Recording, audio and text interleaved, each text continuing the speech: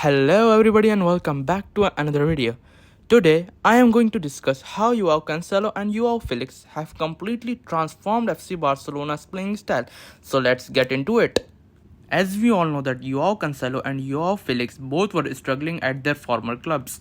When Joao Cancelo was benched by Pep Guardiola in January against Arsenal and Guardiola used Rico Lewis ahead of him, Joao Cancelo lost it and he decides to leave Man City for Bayern Munich on loan. But at Bayern, he was unable to impress the German club's board and he had to go back to Man City.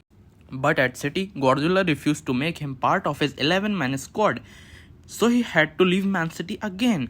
Barca was also in need of a world-class right back who could play as an inverted fullback, and when Xavi heard that Cancelo is available on the market, he openly said in the media that he likes the player and would love to have him on his team, and he asked Laporta to sign him as soon as possible. But the situation of Joao Felix was a bit different. Atletico de Madrid signed Joao Felix for a record fee of 127 million euros from Benfica in 2019. The transfer is considered a flop among Atletico fans as Felix only scored 34 goals and provided 18 assists in 131 games.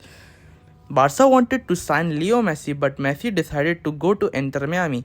Barca needed a profile like Neymar or Messi who can play as second striker with Lewandowski and have the technical ability to open low blocks with a single pass. The things started getting interesting when Felix openly said in the media that he wants to go to Barca, and if not Barca, he would not stay at Atletico either. But at the end of transfer deadline day, Barca let go of Ansu Fati and Kessie to sign Cancelo and Felix on loan. Both the Joaos have directly participated in 8 goals for their team since their arrivals.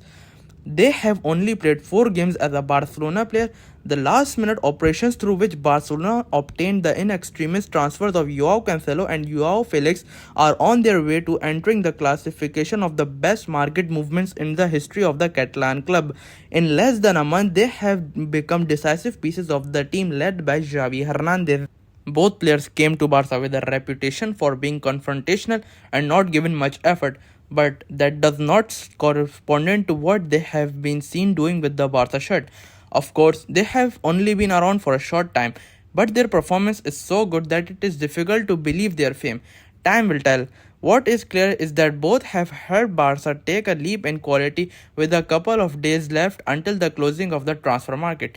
It seemed that the Culés would have a worse squad, but the arrival of the Joaos at the last minute says otherwise. They have only had 4 games under Xavi, but they have already been decisive in most of them. The last example, his performance against Celta de Vigo. Fundamental to turning the game around in record time, Felix provided the assist on Lewandowski's first goal, while Cancelo had a goal and an assist. Their records invite you to dream, so it is not strange that there is talk so quickly about the convenience of staying with them at the end of the season. Let the thing not remain a transfer. In 232 minutes played, Joao Felix has scored 3 goals and distributed 2 assists. Cancelo for his part has accumulated 2 goals and 1 assist in 282 minutes. That is to say, in total both have been directly involved in 8 goals for the Blaugrana squad. So the main question is, how Xavi is using Joao Cancelo and Joao Felix?